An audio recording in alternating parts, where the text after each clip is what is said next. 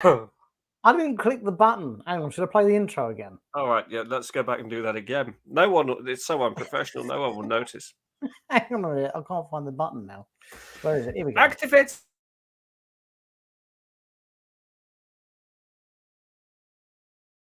Von Schmorhaus ist jetzt bei Uncle Heidi angefahren.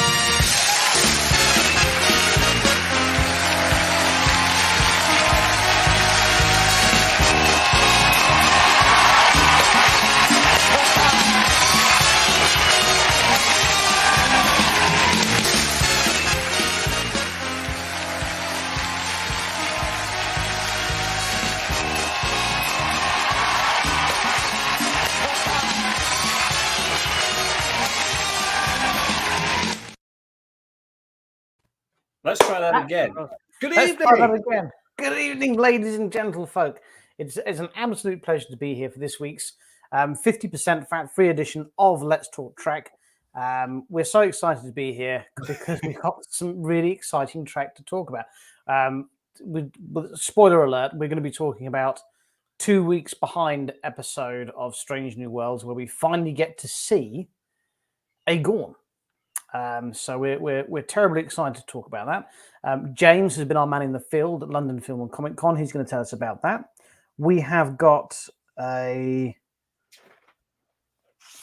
also got a booze reviews for yous to do, and we have a wish clip, and we're going to give you a few subtle clues to our exciting new episodic sort of serial drama, which we're going to start next week. So it's all going on. It's all going on.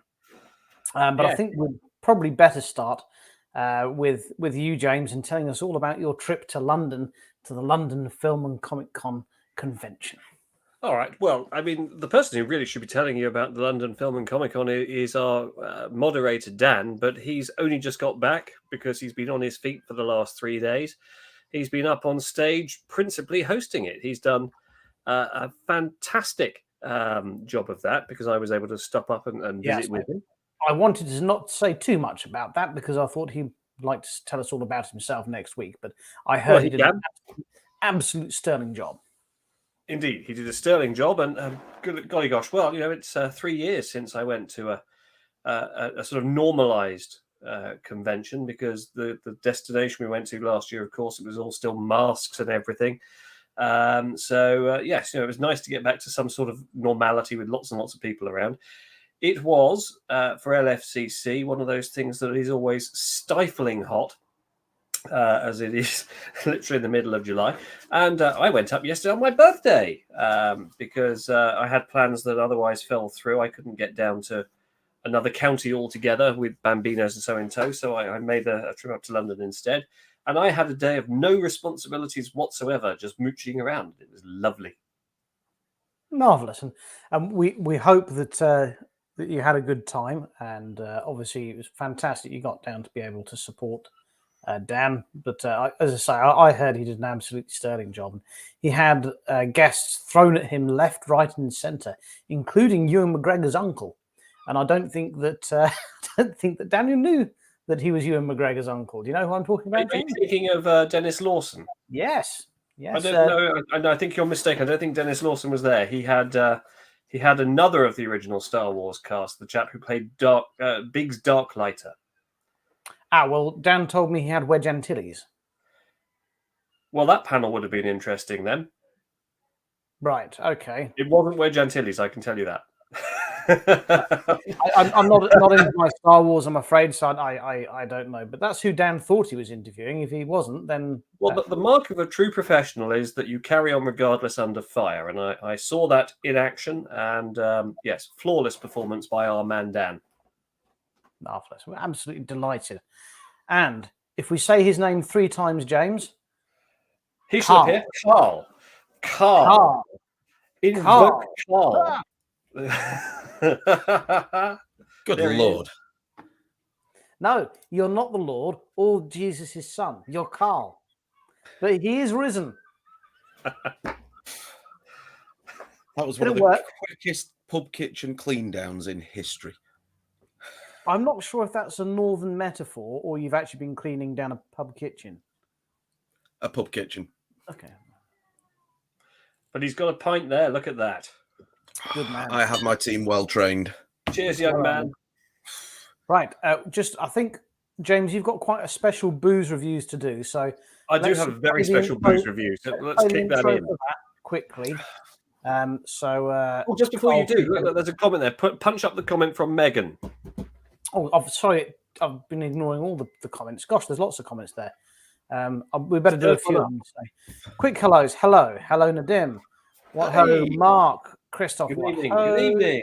Harry. What ho, Megan. Hello. What ho, Dan Mason. Oh, he's the chap who comes on the show sometimes. He sometimes helps us out. Do you remember him? Yeah. He's been on the time. Richard. My birthday was yesterday, but thank you. And Dan and I did share. Many happy returns for yesterday, James. Thank you, Carl. Yes, absolutely. Would you believe he's only 49 years old? 35 years old. I'll see you're 35 and I'll raise you 7 years. I'll go with that. I'm happy with that. Yeah. Cool. And Megan is just heading home from London Film and Comic Con yourself. Have a safe journey home. Because Megan was there, she was crewing, and I knew she was there. I sent her a message saying, I'm at LFCC with a very special set of skills. I will look for you. I will find you. And I will hug you. And I did get to go and hug Megan because I hadn't been able to with COVID and so on. Yeah, so I went that's lovely. Yeah. Now I'm going to put this comment up, but I'm not entirely certain.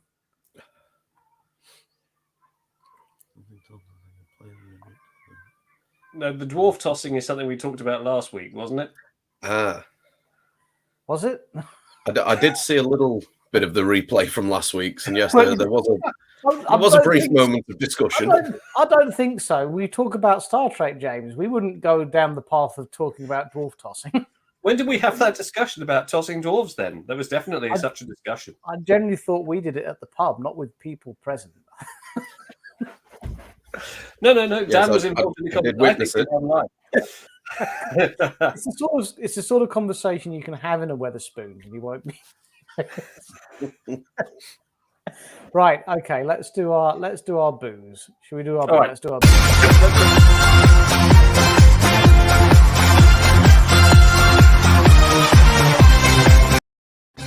Did that speed up? I was going to say it seemed very energetic at first, and then it got a little tired towards the end. Did you play that at 1.5 times speed or something? Right. Say his names 3 times, and he shall appear. Oh gosh. No. Daniel. Didn't even need to say his name. My God, it's a full crew. Beetlejuice. What's a full complement of Let's Talk Trek called? A huddle? Well, we can't call it a Trekkie because then Paramount will sue us. It's, a ship. Okay. So An Enterprise. Oh, an Enterprise. Yes, Enterprise. An Enterprise. Let's Talk Trekkers. I mean, absolute agony, boys. Have you not got someone there who can put your feet on ice?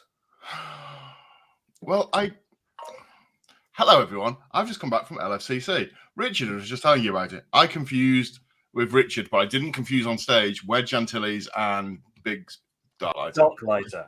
Yeah. I had it right on stage. I got it wrong when I told Richard, so that's fine. Is this guy dead then? Is he? No. He actually played Wedge Antilles. No. Oh, it's Dennis not Lawson that bad. very much Then. alive. He just wasn't the guest that Dan interviewed. Well, Right, he wasn't dead. It could have been a lot worse. I foolishly went to where did I go? London Film and Comic Con. Film and Comic Con. Thank you. With some brand new shoes that I had not yet broken in. They were brand new on the day. And I've clocked up 35 miles. I had blisters on day 1, blisters on day 2, and on day 3, I had blisters on top of the blisters, which have started to bleed. And I'm going to put it on the screen just for all the people who are squeamish. Don't do that. We didn't need to see that, Mason. There's the blister that's on my foot. It's painful. Spoiler alert. We don't need that, I'm afraid. So we'll just do jump in for a this minute. down, by the way. The actor he interviewed is Garrick Hagan. Garrick Hagan, not Dennis Lawson. And he's not Ewan McGregor's uncle. No, he's not. He's Canadian. He's also deaf, isn't he, Dad? What? Mm-hmm. Which makes interviewing him difficult, doesn't it, Dan? No, it makes interviewing him very easy. It makes him I would imagine it makes interviewing him rather interesting. I had a lovely chat with the gentleman, I can't remember his name, that played Admiral Akbar. And Tim Rose. Tim Rose, yes. And he was a bit deaf, and he was ever so nice. And I got him to sign the photo, and there's obviously it's Admiral Akbar. And he said, "What would you like me to write?" And I'm like, "There's nothing else you can write." May the force be with you. No, it's a trap. Right. So, he's a really nice guy. Would you like to know about my listeners? No. Well, hold fire just a second, because we were just about to do booze reviews, and James has got a. Oh, he's gone.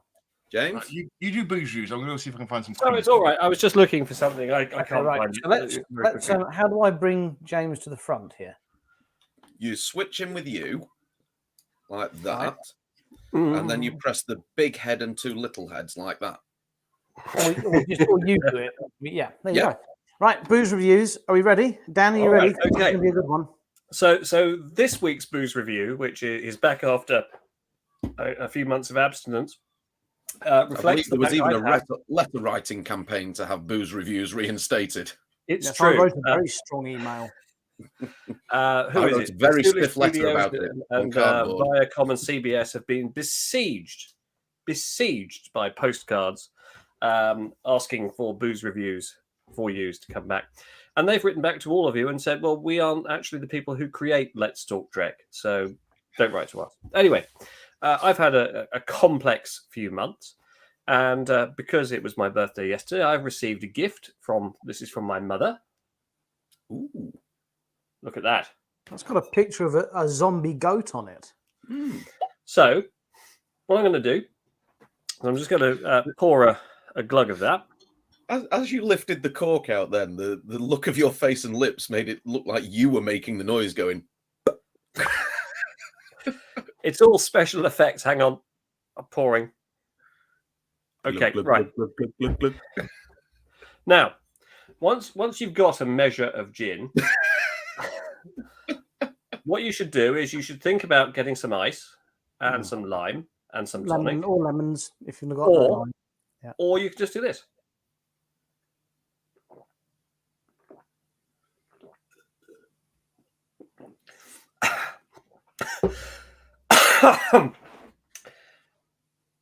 And that's booze reviews for you this week.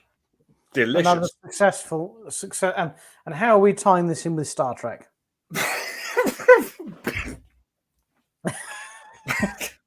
Well, you have to drink that much gin before you watch which particular episode. That's what I would drink before watching Discovery. Yes. Yeah. any season 3 or 4 episode of Discovery requires that amount of gin to sit through. And also, dear viewer, I would recommend keeping all sharp objects away from you whilst watching Discovery. That's Drum Shambo Gunpowder Irish Gin. And it's got a zombie goat on the front. Is that right? It's got a zombie goat, and it comes in a very sci-fi looking blue bottle. Well, that might come in handy for our new feature next week. Yes, it might. It's all right. Drinking it at that rate, he'll have finished it by this time next week. Can always get another.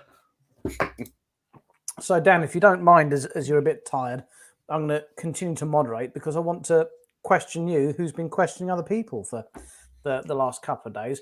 I want to know, what was your high point? What was the best bit of your weekend being a host at LFCC? So, LFCC, that's the one. I've not slept a lot, can you tell? Or eaten or drunk properly for the last 4 days. Loads of great things. I mean, today I was on stage with Jerry Ryan. She's lovely. Tim Russ, he's lovely. Have you got her phone number? No. I'm a consummate professional. I don't ask. Did you get any DNA for me? No. No DNA at all. I was on stage today with Prepare yourselves. Christopher Lloyd. Christopher Lloyd. Nice. Did you get his DNA? No, we didn't get his DNA. And I was also on stage with the guy who played Mayor Goldie Wilson. Oh, shall I look him up? Goldie Wilson. I like the sound of that. Yeah. In fact, I have a picture of who the panel. Let me just find a picture. I'll tell you who the panel was because I've got it on my phone. So that panel was, I had Claudia Wells, Christopher Lloyd, Jeffrey Wiseman. Claudia Francis Wells Freeman was Crane. Marty's girlfriend, whose name escapes me. Yep. Jennifer. But there's two different actresses who play Jennifer, aren't there, for some reason? Yes. Yeah, and then I had Donald Fullilove as well. So he's Mayor Goldie Wilson. I think you had Marty's brother. Who was he? He was quite tall. So that was my first one of the morning. Then I had a cosplay panel with the lovely Alison Tabitha. She's lovely. She did Wonder Woman yesterday. I saw her in the flesh, and my word, you could mistake her for what's her name, Gal Gadot. Absolutely, very easily. Did you? Was that was the high point? Would you say that was? No. I'm just going through. Going through today. Okay. So that's today. Then I had Jerry and Tim. And then I had. What else did I have today? When I was there yesterday, while you're thinking, Dan, you were nearly invited to host an extra panel with Tim Russ, who you were taken, weren't you, to a stage where he was just lying there on the stage with his head propped up on his backpack. And yes. Someone had told him he was doing a panel. No one knew about it, apart from a load of people who'd arrived to hear the panel, and all the crew were going, "What panel?" I did obviously have panels with Marina Sirtis, Connor Trinia. He's good. I like him. Yeah, we bought him some whiskey, didn't we, James? We did, yeah. Yeah. And he drank it while we were dressed as sailors. Yes. I was on that many panels I can't remember. Ariana Richardson from Jurassic Park. I had her on a panel. She's the girl who screams in the first film. She was the Lexi in the first girl. I had the girl who was played Glory in Buffy. I had her on a panel for a Buffy the Vampire panel. I had the guy who played Billy in Gremlins and his mum as a panel. Cool. Who was also Marty McFly's grandma. Yes. Yeah. Yes. So lots of things and more that I've forgotten. So essentially, I got thrown loads of panels yesterday that I hadn't really prepped for. So it was good. It was definitely an experience. I haven't heard anything bad yet, so no bad news is good news. I think it went well. Hopefully, we'll get invited back. We all want to know: did this wankeroo threaten you turn up, and did you kick the shit out of him? No, he didn't. And I'll be honest, my foot is in such a way that I don't think I could have kicked him if I wanted to. Well, it's always better to kick someone in the groin, but a good punch will do this pretty much the same thing. My highlight, actually, of LFCC, if I'm honest, was James rocking up. Well, that's really very sweet of you, Dan. Well, I had a lovely day, and the fact I turned up with no responsibilities whatsoever and just mooched around and had a day for myself, it was lovely. And it was also fun. Our friend Emma, Dinosaur Emma, was there. She's there. Lovely. She was there. And I made sure that Dinosaur Emma got to ask Jurassic Park girl a question. Wonderful. Well done, that man. Nice. Is Emma's not on tonight? No. See, it's not what you know, is it? It's who you know. Hi, Dinosaur Emma. This is Dinosaur Girl. Please talk. Well done, that man. That's fantastic. Yes, had a very thoroughly enjoyable time. And I've just been texted by the organisers telling me I've been a stupid boy. So... what have you done? I've gone home and left my wages at the venue. Wages? They paid electronically, like most people do. They're going to pay me electronically. I had actual cash there. So. Right. It's just, do you take sort of tips then, or? No, I'm actually paid to be there. Okay, I wondered if they sort of if the celebrities sort of said, "Oh, that was you. Thank you for not asking me about that," and they give you a fiver. You know. No. It's a paid gig. They pay for me and pay for the hotel and stuff. So it's a paid. It's weird. I mean, I said it today on Facebook. If you got me on Facebook, you'll see this. If you're not, I'm going to go through it now. It's really strange. I was talking to James that when it was James's birthday, Facebook did this. Tell your friend it's your birthday, and randomly picks a picture that you're in with that person, to celebrate your birthday. And the picture it actually picked up was me and James at the first destination doing the white dress walk. Yes, I recall that. And I was like, oh, this is strange. 10 years ago, I was at my first ever convention as an attendee, and now I'm on stage with Jerry Ryan. How has this worked? What a decade. Yeah, how have I gone from here to talking to... I don't quite understand how I can sit next to Jerry Ryan in 10 years. Hello? Well, I guess what I really want to know more than anything, Dan, is did you enjoy because there must have been a lot of pressure that you put on yourself, but were you able to, in spite of the pressure, to enjoy it? For an enjoyable time. Or really, should they hire you for a couple more just to see if you like it? Exactly that. Yeah, I think so. I think a couple more. And I want to say a big shout out, and he might not be watching, but there was a young lad in the Back to the Future talk today called Marty. Now, Marty was 8 years old. He stood on his chair to ask a question, and I broke every rule in the presenter handbook, which says that obviously, you keep your distance. And I invited Marty onto the stage, and he came and got his picture taken with all the stars, and he was absolutely starstruck. So if Marty or Marty's dad is listening, I hope he enjoyed the picture because it may have got me sacks. So, bless you, Dan. That was lovely. Right on that man. Fantastic. Right, that's it for LFCC from me anyway, guys. What was his question? What was his question? If you're going to play another role in the film, what the role you did, what would you play? What did Chris Lloyd say? Great Scott! I'm the duck. Give me Genesis! Oh, well. And on that happy thought, guys, I just popped on to say hello. I would love to stay for the show, and I love all of you people. You're amazing. I'm going to go and ice my foot. I'm going to bed because I haven't slept, and I've got work in the morning. So, much love. I love you all. Have a great show. Au revoir. I'll speak to you later. Bye-bye. Ta-ta. Right, well, I guess that means it's time for Collectible Corner. Yeah, I think it was probably about time we did it. Okay.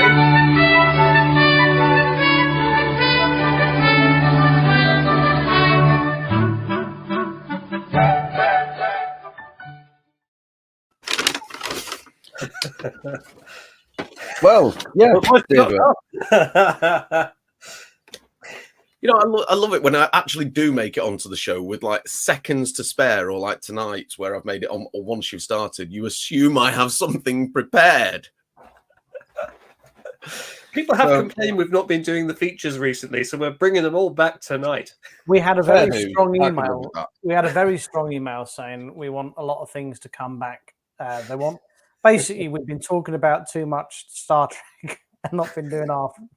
They want the choose your twos, and we're not people like people like the fact. Okay, well, fortunately, and my most recent edition was given to me a few weeks back on the day of recognition for gentlemen like us from our children, Father's Day. Yes, and I got given to add to my little collection on the shelf behind me here. I feel like a weatherman when I try and do that. Yeah, so over here and it is to add to my Mirror Universe. That batleth looks like an angry isobar. There's a warm front moving up. The angry batleth moving slightly south towards the plasma ball area. Yeah, that's a heck of a storm. That Fisher Dogger German bite becoming quite cyclonic. Where we shall soon have situated a Mirror Universe Spock. A Funko Pop. Yes, hang on. Let's do the whole enlarging thing so that people can see. There we go. Carly, are you familiar with the Master in Doctor Who? I was about to say the same thing. I've never really watched much Doctor Who, in all honesty. Well, there's a Master who's the baddie in the 70s, and he's a classic baddie because he's got a goatee. But I saw someone cosplay him as him yesterday. It was hilarious because the goatee beard was quite literally drawn on with marker pen. And I thought that was fabulous. And it looks exactly like that. But no, it's a great little piece. I can't wait to put it on the shelf next to my others. Nice. So I notice you unbox your Funko Pops. I do, yes. Well, I unbox pretty much everything within my collection, as you can tell. There's not an awful lot that's still in boxes. Because as far as I'm concerned, my collection's for me. I don't intend to sell any of it. And whoever's lucky enough to get my collection when I expire, hopefully will take pleasure in it for themselves and not just want to disperse it across the world. It's funny enough, in my will and testament, all of my Star Trek possessions go to James. I've I've stipulated that in my will, yeah. Excellent stuff. But yes, I believe as of last week, now I know you've said people want the classic features where we evaluate these things in pennies, but I believe as of last week, we're valuing in Barrowmans. Barrowmans, yes. How many Barrowmans? And one Barrowman is 6 pence, I think we agreed, didn't we? One Barrowman is 6 pence. One Barrowman is 6 pence. So how many? Oh, sorry, 69 pence, yes. Oh, 69 pence. Right. Okay, well, in that case, how many Barrowmans? This is probably worth about 15 Barrowmans. 15 Barrowmans. Okay, 15 Barrowmans will get you. Yes. Yeah, okay. Probably somewhere around the 15 Barrowman mark. Okay. I think you may really hang on. That's about 10 quid, isn't it? Well, yeah, Funkos usually go for about tenner. Is that right? I thought they were more expensive. No, some of them are, some of them aren't. But on the whole, Funkos go for about a tenner. If you can find some of the really rare ones like the Locutus Funko, then yeah, you're probably That's talking. A lot of Barrowmans. That's a lot of Barrowmans. You're probably talking about 50 Barrowmans then. I remember when I went to LFCC some years ago and Stan Lee was there. And they had a Funko special of Stan Lee. I think it was badged as the London Film and Comic Con special Stan Lee Funko Pop. So you had the unique opportunity of not only owning it, but getting him to sign it. So I wonder what the value of that. I mean, I imagine that's probably in the upper echelons, particularly as now that dear departed Stan Lee is no longer with us. Of the value of Funko Pops. This is why I wanted Carl to get me Christopher Lloyd's DNA, Dan to get me Christopher Lloyd's DNA. I mean, he's quite old. He probably just would have needed a shirt he was wearing or something. But there you go. You know what, Paul? I do pretty much the same thing. Mine are all in a box, ready for when I move houses at any time. I have all the boxes there ready to safely transport them. You would rebox them, would you? I would rebox them. But speaking of Funko Pops, at some point next year, I may have a said limited edition special Funko Pop to show. And if all goes to plan, they are that limited that Joe Public Viewer will not be able to get their hands on them at that point. Right, I've now got a vision in my head of Carl meeting some Russian behind a bar and like in a trilby hat and him going, I hear in Moscow the rooftops are full of snow, and swapping a bag. Oh no, there's a limited edition Funko Pop coming out. I think it's supposed to be February next year. And I've placed my pre-order. So I should be receiving potentially one of these to keep for myself and possibly one as a giveaway, as long as my complete order goes through correctly. Oh, we would run some sort of competition. Well, it will be a special one because, like I say, when this comes out, you can't actually buy it in the shops, and it won't be available other than this limited edition run that they're doing. So we will have an exclusive giveaway at that point. Sounds very intriguing. We'll have to have a good competition for that. Oh, the Orion Slave Girl competition we've been talking about. Oh, yeah, that'll be a good one, actually. Yeah. James has been hunkering that for a while. Right, we're approaching the half-hour mark. We're going to have to talk. Hang on, there's a very important comment from Dan, if you look there, that he's spoken about the Stan Lee Funko Pop and how to quantify it. There we are.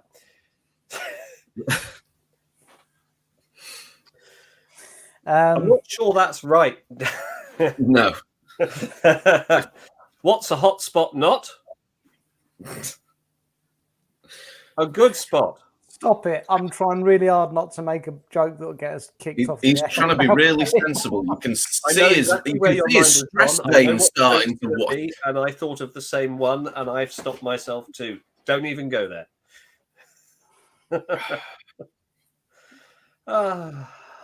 We're going to have to talk about stress vein starting because he wants to say it.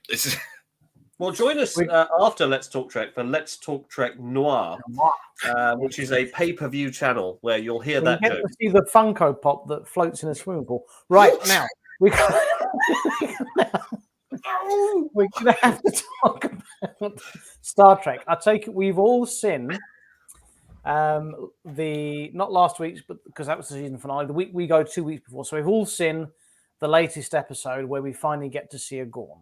Because we got to do yes. So let's do the spoiler alert. We are now going to talk. If you haven't seen it, about Strange New Worlds. There will be spoilers. Please be aware that the following program contains scenes which may not be suitable for younger children. Some parental discretion is advised.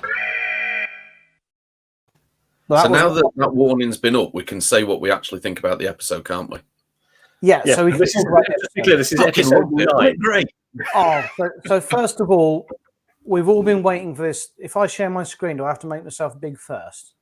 No. If it's a screen share, it works a couple of different ways. Let's see how you do it. First of all, everyone's been dying to finally see what the Strange New Worlds Gorn looks like. So I've got a screenshot here. So finally revealed. There we go. Right. So that's the that's the new Gorn. It's perfect. That's the new. I think I like the way they've kept the charm. They've gone for. They've definitely paid homage to the original series. They have paid homage to the original there. Yeah. This week's episode. So first, where do we start? Do we start right at the beginning of the episode and setting the tone? I think that's probably best. So yeah. So basically, can I just do the summary for you very simply, like this?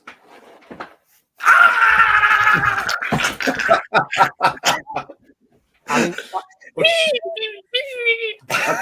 think my favourite line out of the episode is actually right near the start, though. Just before this scene in the episode, when they're talking about what's happened in the conference room, and Spock says that they made an unscheduled emergency landing, and Dr. Mbenga goes, "Is any emergency landing scheduled?"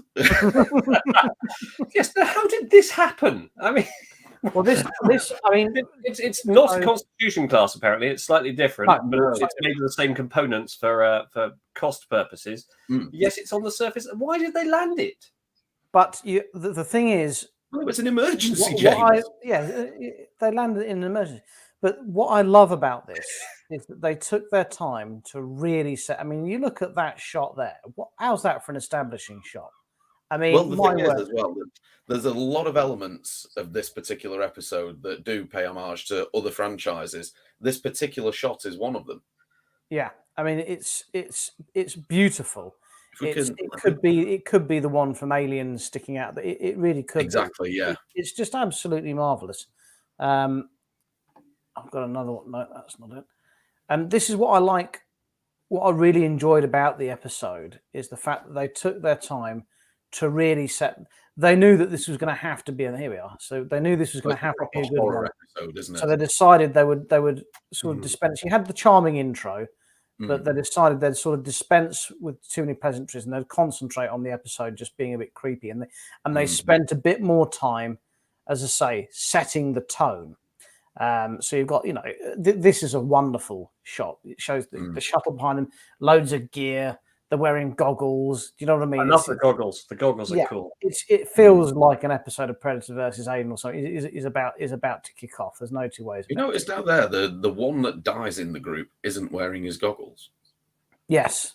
Fool. Was he a red shirt, by the way? I don't think I noticed. No, he wasn't. He was a gold shirt. A newly promoted. Oh yes, Lieutenant Duke. Yeah. And I love the idea of the game that if you accidentally call them ensign still, then you have to buy them a drink. Yeah. I love that advert. That's brilliant. Yeah. I think It's we've a had good that one. from Wish in the past. Yes. Yeah, we have.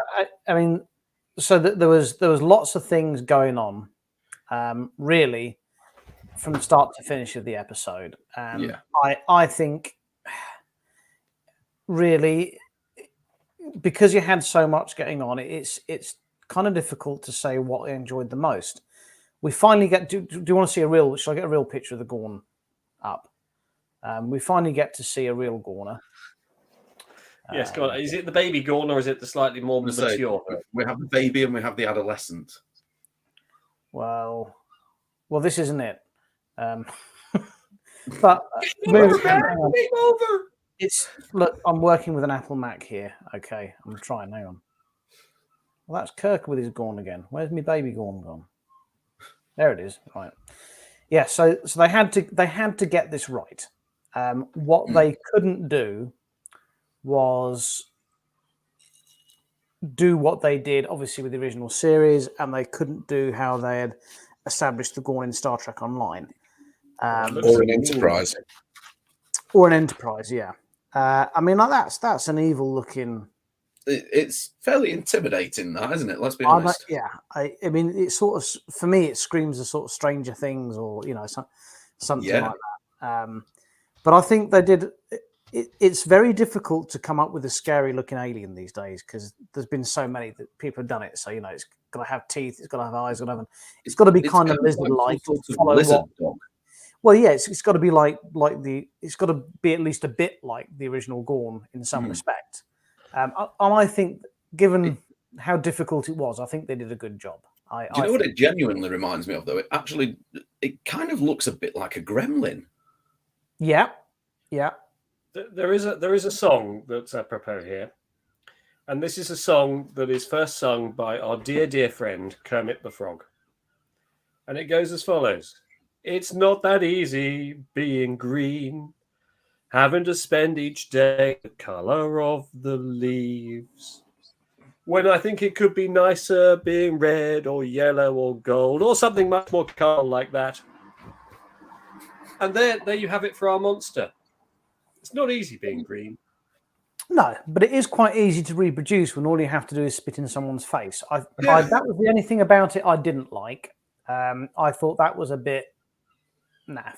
I want to think that's the alpha. I like the spin they put on that. They have a plethora of baby Gorn come out, and they fight it down to the last one. That's what they based it on bees, didn't they? Because that's what happens in a beehive. Yeah. Remember that I really like that with the frills, and it goes, and then it spits in your face. I wanted them to do that. Yeah. But I didn't like the fact they reproduced by spitting at you. I wanted them to pin them down and shove something down their throat, or do something a bit more gruesome. But that's sort of like stab their abdomen with the tail, sort of thing, and that would I'd have liked that. Yeah.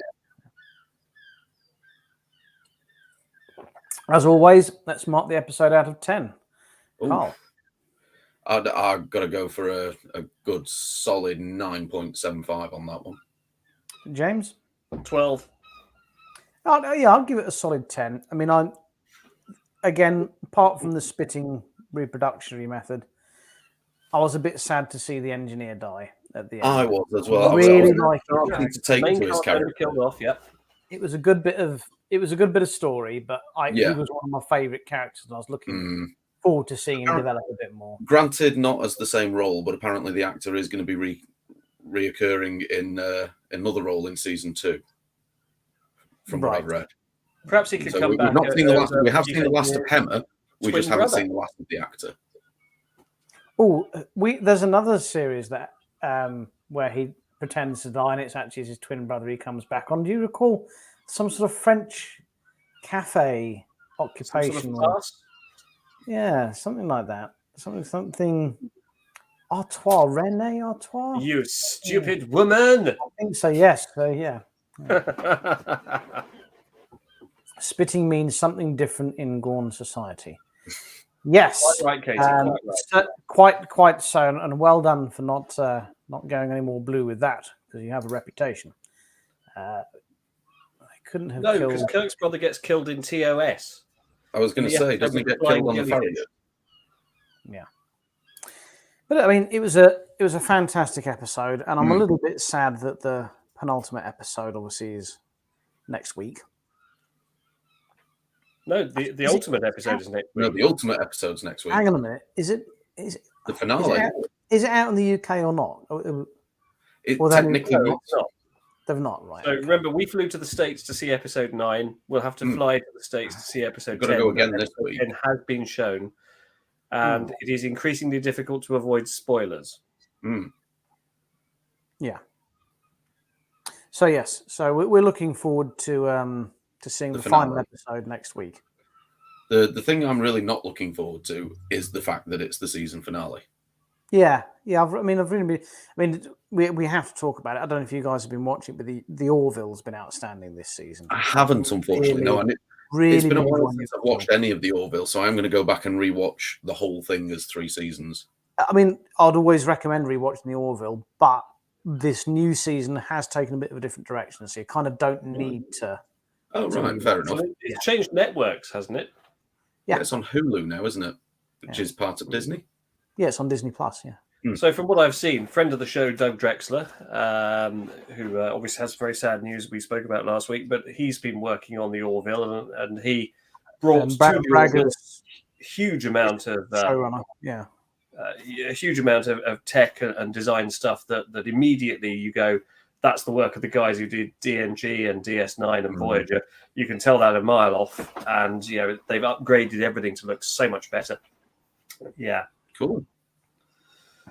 So Yeah, yes, so I'm the same as you, Cole. I'm rewatching seasons 1 and 2 at the moment just to ease back. I finished season 1. I didn't get around to season 2. So yeah, I decided I'm just going to binge it at some point. Yeah, it's a thoroughly enjoyable show. It's better, I think. There's. Have you got a problem with your glass there, Richard? No, there's a fly in it, and I've got really short fingers, and I can't reach. Be quiet, sir. Everyone will want one. Do you have a straw handy, Richard? I've not. I'm out in my shed. I've got a guitar capo, but that seems like overkill. Yeah. Well, let me see. Is there anything on the music stand you could use there? I haven't got a straw, but I have got it's a paper which can be manufactured into a straw. Mm. Yeah. While you're doing that, Richard, I've got a plea that I'd like to send out to our viewership. Right. So it's very sad, and I'm going to have to turn this on. Behind me, you will see my waving cat. But he's a bit defunct. He clicks and he doesn't work properly, and I have to keep taking the batteries out. So, dear viewer, if you'd like to see a full plethora of waving cats back on Let's Talk Trek, do feel free to donate to our Patreon pay thing, whatever it is we do. Buy us a waving cat, and we'll have a full complement back. Thank you so much for your attention. This has been a plea on behalf of Let's Talk Trek. I'm not sure I've fully understood all of that because I was busy fetching a Basically, fly. James's cat's fucked and he wants a new one for free. But Yeah, it's, I can see it. Come on. It's Yeah, there I've in the entertained you background. people with There's that cat. There's a I took it up perfectly to healthy destination, got cat damaged. waving in the background. So what's wrong with it? Well, it's not. It's Oh, broken. sorry. It's barely waving. What? It's just It's sort of like, waving? meh. Yes, but meh. you always tell me to turn it off because it's got a fault somehow. Why You don't hear you it put going. a battery in it that you didn't buy from Poundland, and maybe it'll work? No, it's nothing. But hang on. It's nothing to do with the battery. It's to do with the fact it's damaged. It's damaged, and so every time it waves, it just goes. And you tell me to turn it off. So that's my plea. Replace my waving cat. What about your Bring me backup happiness cat? again. Where's your secondary cat?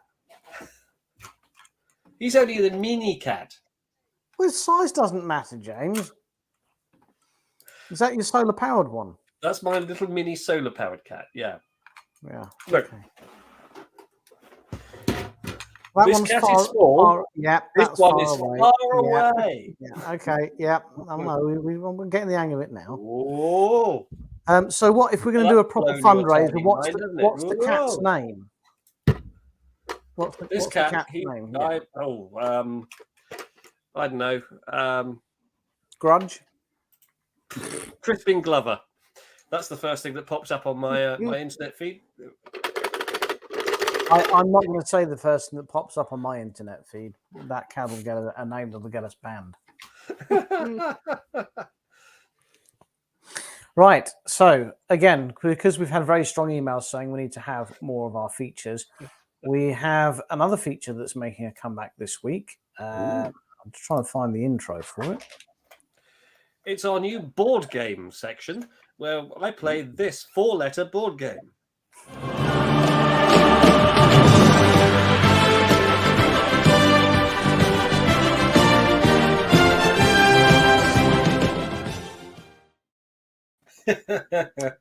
Yes. I've never heard of a game called Scent.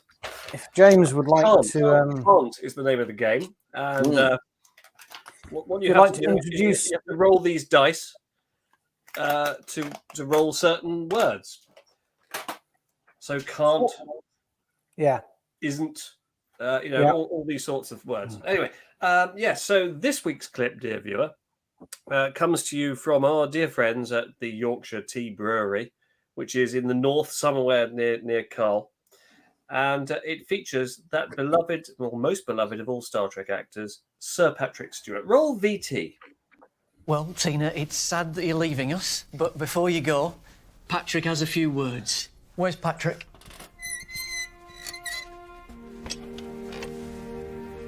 Ah, Tina. The void so hollow that you shall leave. The emptiness felt within these walls, where only the soft weeping of the forgotten reverberates. Shall we not hear again the enchanting echoes of your laughter, or the sweet rasp of your stapler? We must and will continue. Our love, our dreams, our wishes ride with you, fair Tina. And we're having a pint at the Dog and Trumpet after work. Apparently there's a tab behind the bar. Yorkshire Tea, where everything's done proper. Brilliant. There you have it. If you've not seen that, Brilliant. that's Sir Patrick I Stewart. haven't actually seen that. That's absolutely brilliant. you haven't seen it. You're from the north. They filmed it in your backyard. I also work too much at the moment. You didn't even borrow your whippet. No. When you say my back garden, it is a good sort of like couple of hours away still. That's not how you pronounce whippet. It's pronounced tut whippet. Tut whippet. Yes. Now, Christoph in the comments I noticed has suggested I could swap, and I quote, another of my John Barrowman DVDs for a new cat. But here's the thing, Christoph, I owned one John Barrowman DVD, which I believe I owe to Alan Window because he won it in a competition fair and square. Just before we go any further, Dan how was did going you to send me acquire? 25 DVDs. But how did you acquire your first one? What was your gateway drug? It was gifted to me by my friend Paul, who thought it would be amusing to send me. Right, it's just the same Paul that bought you a life-size Dalek. Yes, yeah. In that Daleks are life size, he one day delivered a full-size Dalek and left it outside my house. You had As you do. quite I a lived in small a house. one-bedroom flat Quite a at the small time. flat at the time, yeah. It was, Storing it flipping big became Dalek. problematic. Where is your Dalek at the moment? Is it under your decking? It is under the decking in my front garden, my rear garden, yeah. Because for a while he lived in the man cave, but that's now full of shuttlecraft, so I've had to move it.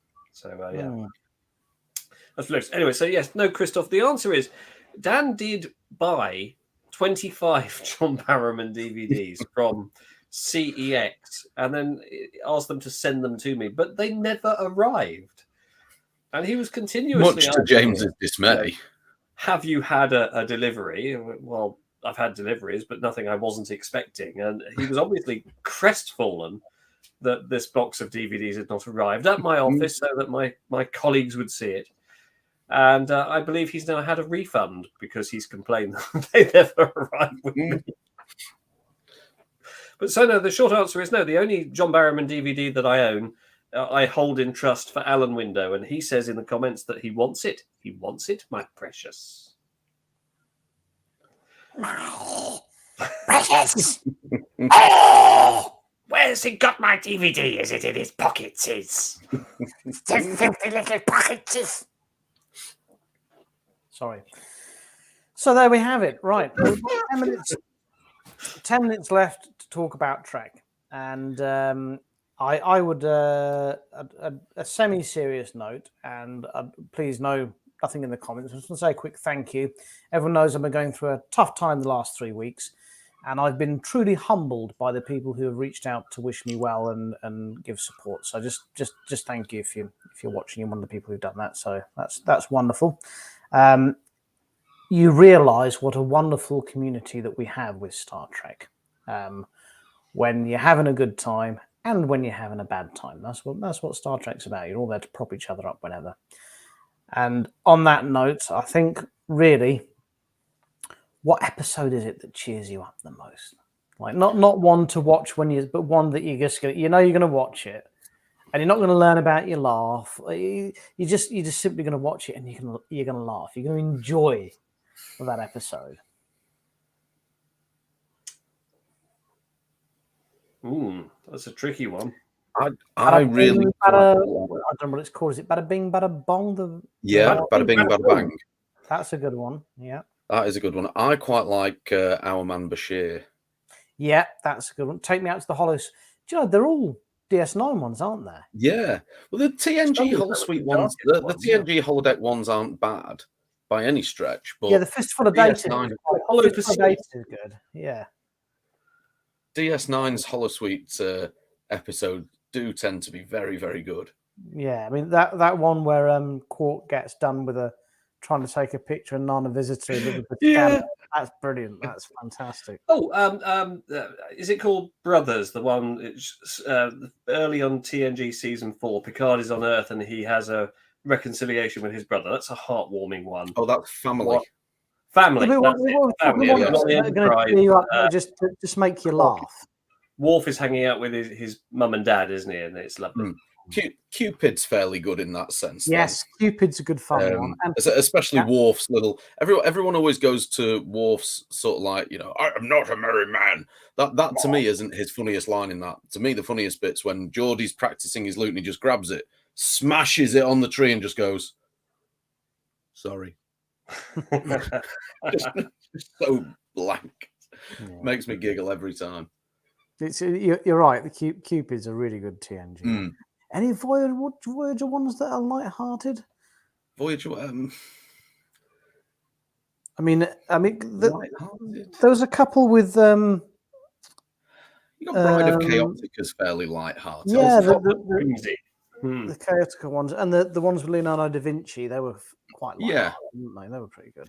And the Fairhaven episode where the Doctor comes into the church as the priest, blasphemers! That's absolutely awesome.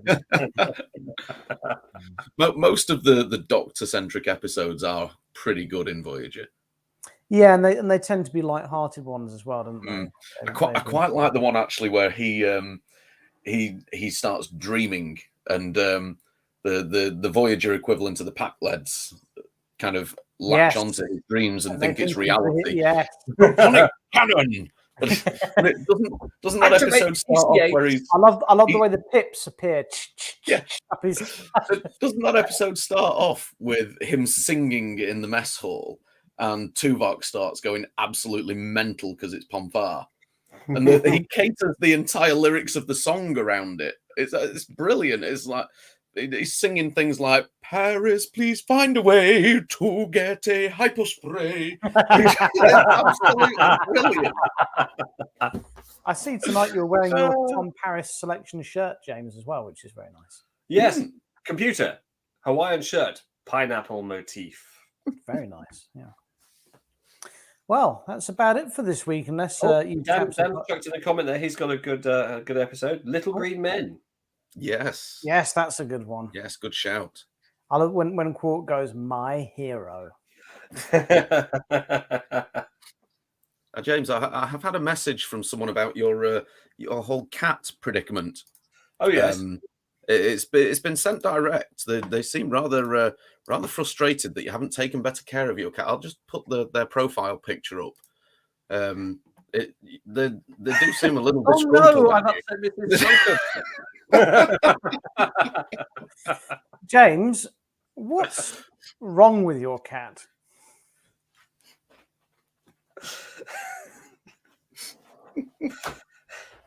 It knocks when it waves. That's what's wrong with it. What's another word? Sounds serious. What's another word for a cat that we use here in the UK? I'm not going there, Richard. I'm not going there. Oh, what's another word we use for a cat? Now, dear viewer, let's just take you back to last time when we were at Destination Star Trek in London. Kitty. And I was merely, taking the lead from our aggravated viewer. three separate instances of people telling us about Mrs. Slocum's pussy came up. Oh yes, I remember that. Personal. What are the odds that three totally random individuals are going to mention Mrs. Slocum's pussy? That was a weird day, wasn't it? Alan would like to know if you smash your cat, James. I think he's getting a little personal there. Or do you smash your kitty? And Dan says that your pussy keeps banging. Yes. I mean, the thing is, if your batteries run out, then really your pussy's no, empty. it's not a battery issue. It's a knocking issue. When So your pussy's knocking. Yes, it's got damaged. Sorry. Is it because it's got loose? It's got the pussy's been banged too hard. That's what's happened. So now it's loose and knocking. Maybe a lubricant may help. He has quite properly put up a comment. Bring it up. Needs a cat. Yes, absolutely. Very good. Very good. Scan or a pussy scan. Yes. You don't need to take your cat to the VD clinic, right? Well, now. I'm very glad we didn't pussyfoot around this particular subject. Do you want to put the donation thing up again? Yes, I shall put the donation thing up. I know. If I can find it. Sincerely, though, viewers, I really hope those that attended had a really good time at LFCC. Hope no one randomly talked about Mrs. Slocum's pussy. That was just weird, wasn't it? That was one of them days where actually one of the people who did talk about Mrs. Slocum's pussy was Boris Johnson, and he turned up at LFCC as well. Yeah.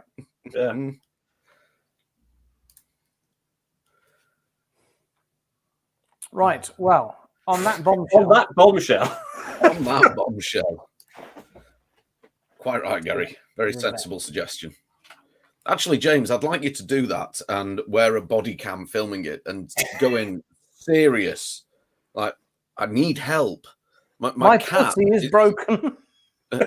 It's not waving properly anymore, and it makes a very strange knocking sound. And I need your help. It's brought me no luck. Right. Yes. So we're past time. Oh no, we're not. Well, we're just about at time. So we're gonna call it there and say good night, everyone. Hope you all those that went had a wonderful time at London Film and Comic Con. Well done to Dan.